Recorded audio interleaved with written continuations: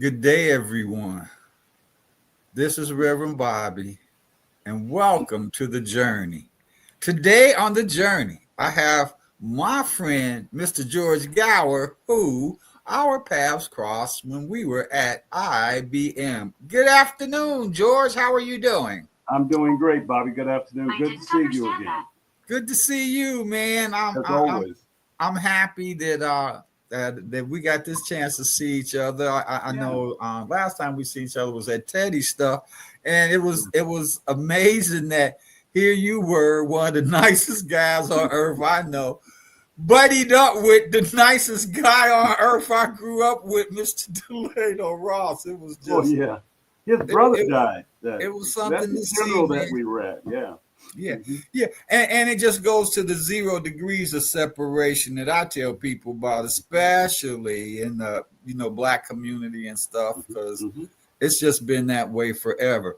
Yeah. What I wanted to ask you, George, was in all the successes you had in life. I know there Mhm. was a couple of walls and bangs you must have run into. Absolutely. Um, if you could share and tell us how you were able to get through those things, man, we would really appreciate it come from someone as Sure. my man George.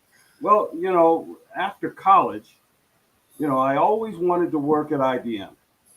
And I was doing a presentation at Carver Center, which is a recreation center, basketball center. And a young lady came up to me after the presentation and she said, IBM is looking for people like you. And I said, really? That's interesting. She said, no, I'm serious. She said, I can get you an interview Friday if you would just go to the interview. So I said, well, all right, because I was going to go to work for 3M. 3M had called me. I took the test. I was hired, right? So I said, okay. So I got dressed up. I went to the interview in Peoria, Illinois. I met with a district manager, whoever, and he said, we don't have an opening in Peoria, but I have an opening in Springfield. Would you go to Springfield? And I said, you're asking me to drive to Springfield, Illinois? That's an hour and a half from where I live. He said, it's going to be worth your while. So I drove to Springfield. I met with Paul Snodgrass, who was the branch manager, and they had three other black representatives, but they weren't salespeople. They were technical. Yeah. So I met with him, and he said, look, we've been very successful here in Springfield. I've never missed a 100% club. So if you come on board, you're going to have to produce, or we'll fire you. And it kind of made me extremely nervous, man. I was saying, yeah, okay. So I got the job. I went to Dallas, Texas for 90 days. And I was in a room with probably 120, 130 other salespeople. There were only 10 black people out of the 120, 30. So every day, every night, we had to do a sales pitch to a fraud customer, somebody that we never knew.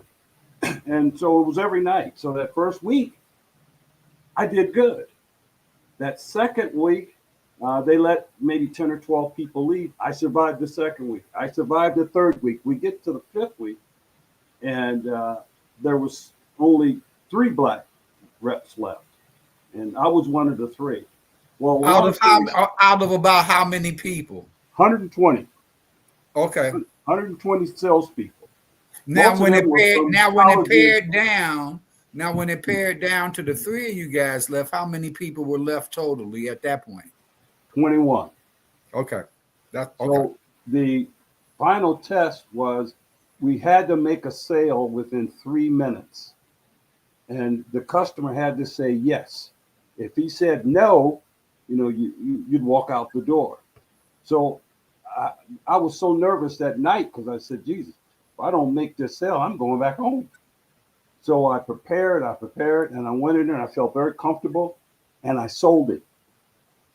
That Friday coming up, there were only 5 people. No, there were 16 people left in the group.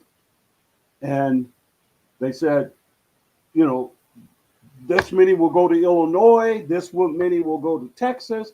And the number that they had chosen for Illinois was one, and there were two of us from Illinois.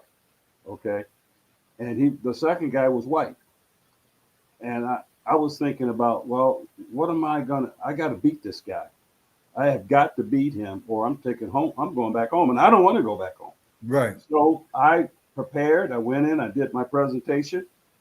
He did his presentation. They wouldn't let us know until the next day.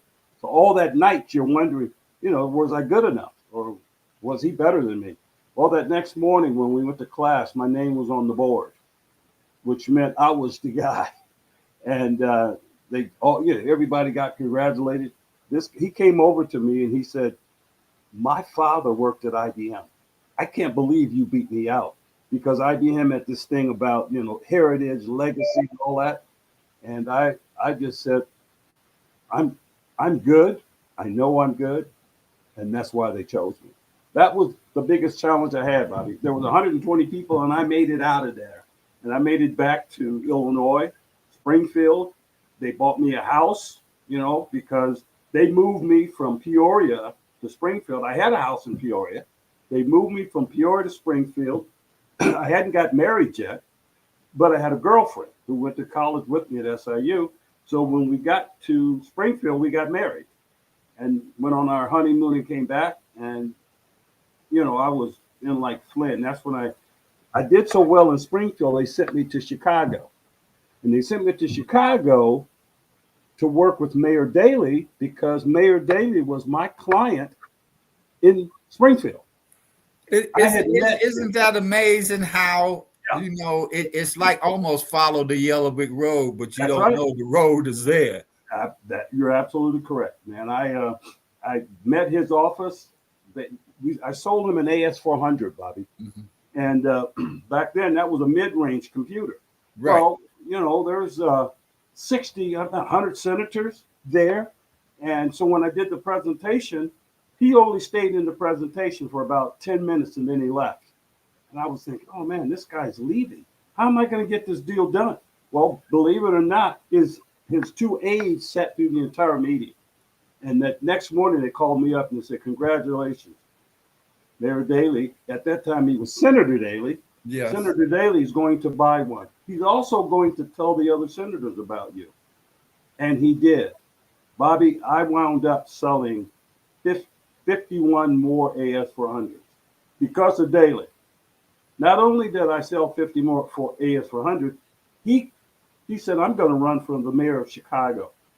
And when I do, I'm going to bring you to Chicago. I thought he was kidding me. I didn't think it'd be serious.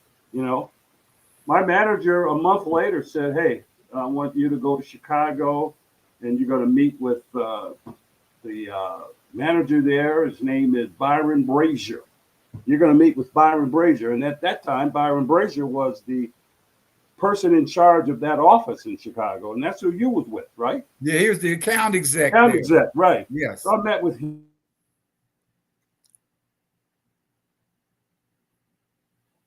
Senator Daley, who's going to be there.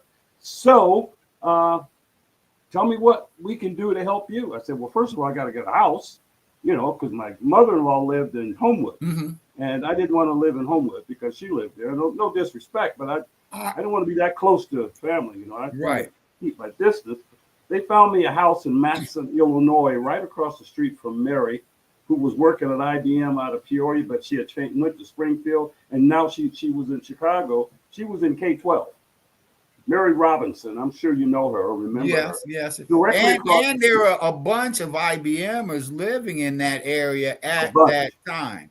Yeah, Rudy Sakers. Right. What's the lady? I can't think of her name. Her husband was a reporter for Channel 9. Rhea Steele. Rhea Steele lived in Olympia Fields. Right. So, I took over, I worked with him, and then they gave me K-12, and then he moved me into the general services area, which is a very large account. And I had a lot of fun. And I was in the Golden Circle because when I came to Chicago, I had made the Golden Circle. So we were able to go to Florida, and we were there for like 4 or 5 days, had a good time. Then we went to the Bahamas right after the trip, and then we came back And I realized then at IBM that I can do better if I take over myself instead of making all that money for them, because IBM trains you to be your own boss. Well, they did because I know, I started out in the over on the other side, the repair side, Yeah. maintenance. Mm-hmm. And our territory was our business. I mean, Absolutely. we ran it. That's right. And the only thing my boss ever required from me was don't ever let me get blindsided. That's right. And I didn't. Yeah, yeah. So it was, I think that was the best training I ever had in my life. And they trained you to be your own business person, to think ahead, to be respectful of everybody you come in contact with. And when I retired from IBM, I took that very serious, and I started my consulting company with the city. And then I went to Johnson Controls, and I told them I'm only going to work 5 more years with Johnson Controls. And they didn't have salespeople. They had people like yourself, and they had a lot of technical guys who wore those shirts with the thing on the side. They had all those pencils and pens. The pocket protector. Yeah, they had pocket protectors. And those are the people that I... Oh, no, not them. Oh, yeah. Johnson Controls had those guys as their salespeople. Engineers and bean counters. Yeah, I couldn't get around that. That was very good. I just couldn't do that, So I went in and I said, look, I'm a salesperson. I'm not a technical person. So I couldn't tell you how fast the air conditioner ran or how many speeds it was. I'm not into that. But I can go in and talk to the CEO because I like that heavy carpet. Right. So I started doing that. But the engineers, they didn't want me to go on the calls with them because the customer's eyes would leave from them and come to me. Right. And that put them in a situation where they had to jump in just to keep themselves visible, right? So, because they had to follow your lead at that point. Absolutely. And they didn't like that. They wanted to be in charge. And because I had such good training at IBM, I knew how to handle people in the CEO section. That high carpet and those big chairs, I'm used to calling on those kind of folks. So I went out on my own. I ran into Robin Kelly, who's my next door neighbor, and I told her I'm trying to get started with Cook County, but I haven't been able to get to her. She's not allowing me. Preckwinkle I can't get to her right now. Mm-hmm. And she said, well, stay patient. We'll see what we can do. Well, to make a long story short, I went to lunch with one of my Lodge brothers. I'm a 32nd degree Mason, and I'm a Shriner. He and I had lunch, and I was telling him my problem. He said, I can help you. He said, come on, I'm going to take you over there with me. So we went to the county building, and he didn't take me into her office, but he had me waiting in the hallway there. And, yourself with IBM, we didn't wait around for people, maybe 5 or 10 minutes. And then after that, we have to make a decision. Am I going to stay here and not get the deal, or am I going to walk and go to another client? So I was thinking, let me get up and get out of here, because he's in there talking to somebody. They haven't recognized me. So finally he told, hey, come on in, George. So I go in, I meet her, and we start talking. And I said, I understand you've got a project that you're putting out for bid, and it's worth about 25 to $28 million. Mm-hmm. She said it is. So she gave me the specs, Bob. Yeah. So I went back, talked to the technical guys, and I said, look, here's an opportunity at Stroger Hospital, and we're up against 4 competitors. My understanding is they don't necessarily like the other 3 vendors. They like Johnson Controls, but they want minority contractors on the job. That's their priority. You got to have minority contractors on this job. So I met with 5 or 6 minority contractors, and I said, look, I want to work with you, and I'm going to make you money, and I'm going to make sure you get paid on time, but I need you to tell me everything that's going on, and I need your loyalty, because if I don't get it, you're not going to get this business. Right. So we got together. I took them out to lunch like every other week. We discussed how we were going to do it. We got to the final presentation. As we were setting it up, it went from 6 to 18 minority contractors. And I went in to do the presentation. I only took like 4 of them in to do final presentation, I had two engineers with me. The presentation lasted about an hour and 20 minutes. The other people, we were the first ones to do the presentation. The three competitors came in after me. Now that made me extremely nervous because the last one who does the deal, who does the presentation, normally wins the deal, right? And see how put a pin in it right there, because I look at stuff totally differently. I set the bar so high. When I do my stuff, then I become that which is the, where they make the reference and take them out in the first deal. Go ahead. Well, it was you have to remember at Cook County there was a lot of things going on that were political, very political, and because I had something in my pocket by the name of Mayor Daley, he was in my pocket. So when we finished our presentation, I ended it by saying, Mayor Daley requested me to come here from Springfield to Chicago to help manage the account with account executive Byron Brazier. I think I've done that. And hopefully at the end of the day, you commissioners will see that I've completed my task. And then I left. I went outside with the rest of my team. That next morning, I got a call from Robin Kelly, who was working with Preckwinkle at the time. She said, congratulations. I said, what? You guys got the deal. It was $28 million, Bob. And not only did we get the deal, Preckwinkle signed the contract and faxed the contract to Wisconsin, where Johnson Controls had their headquarters. They had written off Cook County. Totally. They said, we'll never get business there. They're too crooked. They don't pay their bills on time. And we can't trust them. Well, we turned that around. I told Johnson Controls that I would probably work another 2 years. And then I was going to start my own business because I wanted to make money for myself, quit making money for somebody else. But that's how it ended. And it was a challenge, Bob, because a lot of these people that were behind the scenes, and they were white, they didn't necessarily be easy with a black salesperson and black engineers, because the Cook County at that time were primarily white. And the brothers that were working were in the background. They weren't, making decisions like that, even though Preckwinkle was the president of the county board. They, didn't particularly like that. But we turned that thing around. And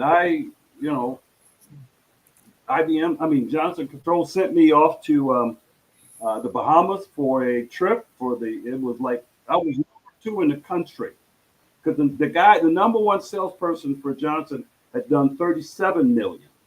I was number 2 in the country. I had 28 million. So my wife and I went to Bahamas for a week. And then we came back and I decided after that I'm going to work, but I'm going to start my own thing. So I closed it out after a year and a half, and they paid me another year just to consult with some of the new reps they were bringing in, because then they decided we need salespeople.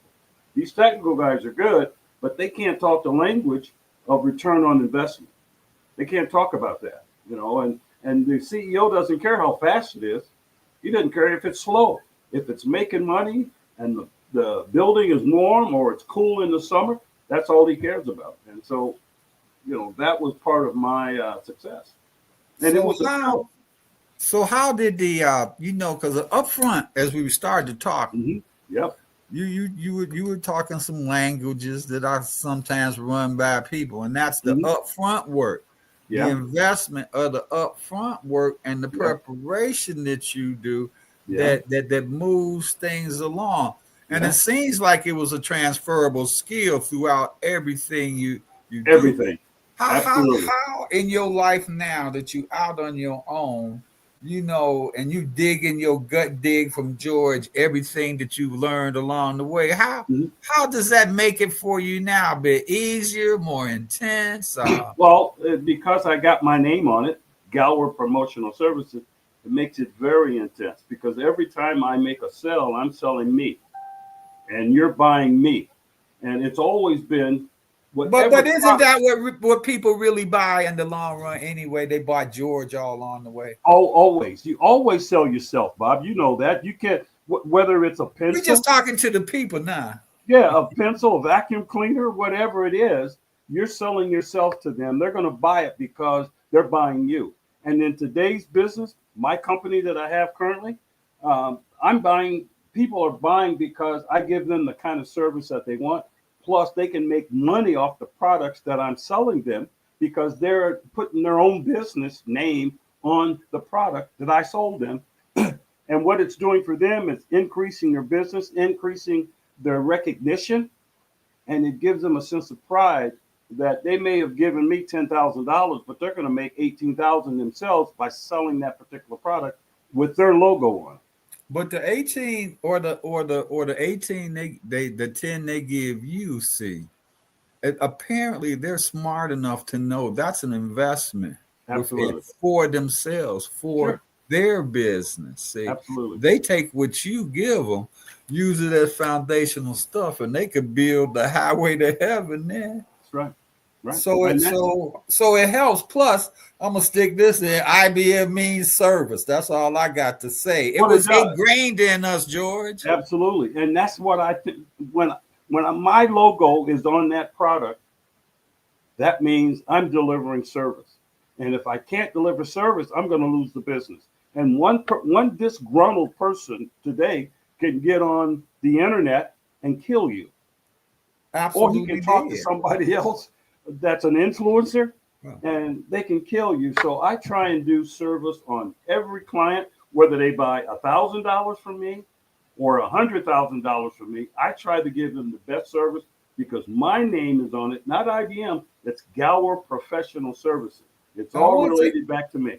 I want to take you back to the Johnson's Control thing for a minute, because you said influencers and recommenders, and those are the kind of people that engineers and those kind of dudes talk to, because they're the same, mentality. But right. Even an influencer or a recommender don't sign that deal. You ain't eating nothing till the president of the company, the CEO, and them boys upstairs sign off. And that's one thing IBM taught us. Always talk to the president. Always. I mean, when you go in, and because I would always do my research before I spoke to a CEO. I would go in and look at his profile, look at his family, look at the S&P. He had everything. I knew more about him than he knew.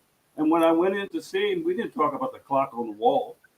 No, I didn't do that. I asked him point blank, what do you want in return for what we're trying to do for you today? And then you get him to talk, because I wanted him to open up. And then he would start talking. I never asked him about the family picture on his desk. I stayed away from that. I concentrated on him. And when you concentrate on that person who likes to talk about themselves, you let them talk. And that's what I did. And then at the end, because I knew he didn't care if it was 30 degrees smaller or 20 degrees faster. He didn't care about any of that. He wanted to know, when I go to my stockholders, can I tell them that I'm taking them to a new level, or am I going to be out of a job? Because if I'm going to sign this thing that's going to cost me $3 or $4 million, I need to know that I can sleep at night.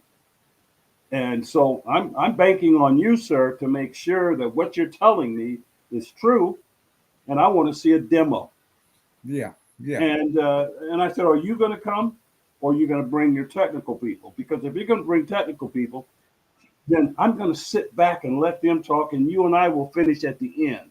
He's fine. And that's how we did it. I would always close the deal at the end. I like the guys to go in with the pencils and the hats and all that stuff. I let them go in and talk speeds and feeds. And then me and the CEO would sit down, and we'd have a one-to-one, and I'd look him in the eye. And I wanted to make sure that he knew I was very serious.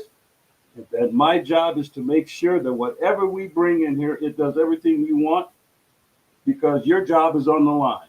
And at the end of the day, I would close the deal where it was hard to say no.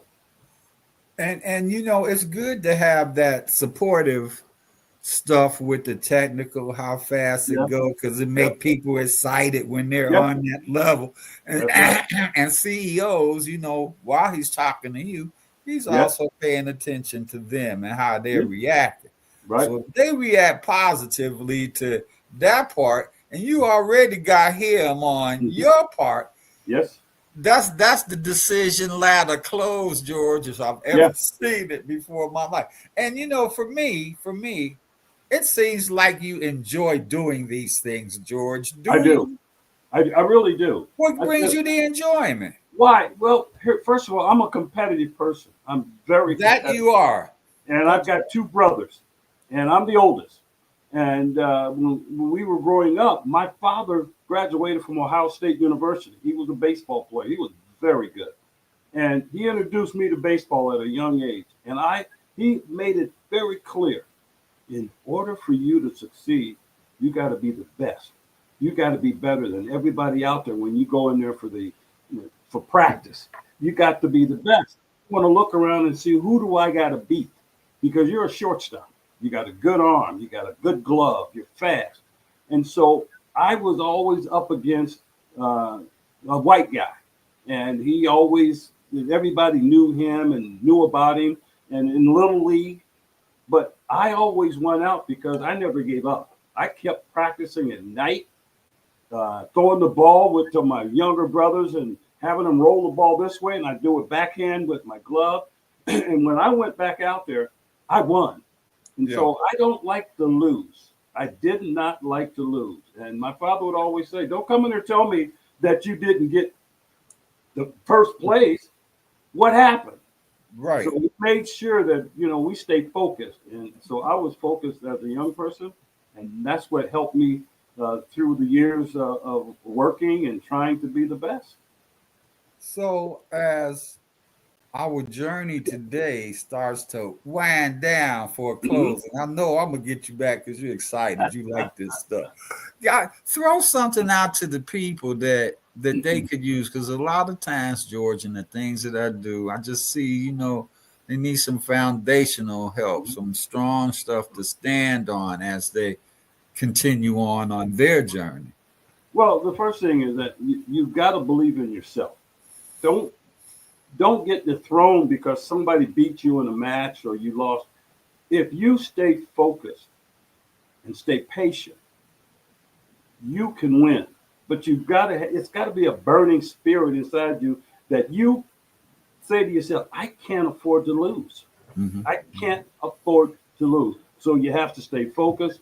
And if you have family, it helps to have family because my father was a great mentor to me. I mean, he was an athlete, he was smart, he knew how to handle things. I learned a lot from him, and then I tried to pass that on because I was a coach for the Gumper League in Peoria. And so by living in Chicago, I'd take my kids down to Peoria for the tournament. I got a son, but I had a team of 5 guys, and they Yeah, were really good, but they didn't have fathers. Those yeah, guys didn't have fathers. So yeah, they would stay at our house. They would yeah. drive from Peoria to Chicago Friday. They'd spend the night with us, and then we would go back to Peoria in my SUV. And I put them up in a hotel. Those guys had never been in a hotel before. Mhm. And to them, to be in a hotel, and then the next morning we're going to play basketball, and we got like 4 teams we got to beat. That was a big deal to them. But it was Yeah. more important to me that I was able to pass on that competitive spirit, and I was their father for those 3 games. I And, was their father, and and that's they that's took a it wonderful serious. thing. Yeah. But see, that's the thing, and that's what goes on a lot in how we grew up. My daddy was uh,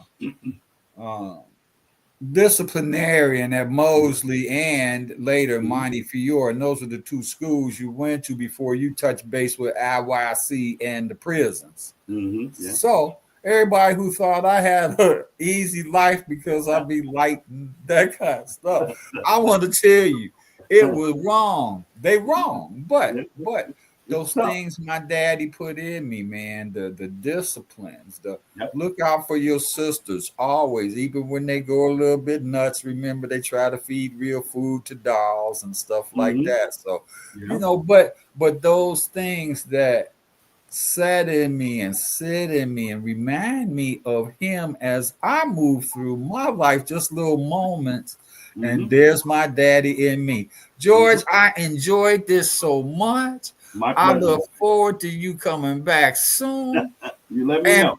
I'm gonna let you know this is good. This is good. And people, listen, from George and I, journey well in life. If you need some help, reach out because we got it for you. God bless you, and we'll see you soon.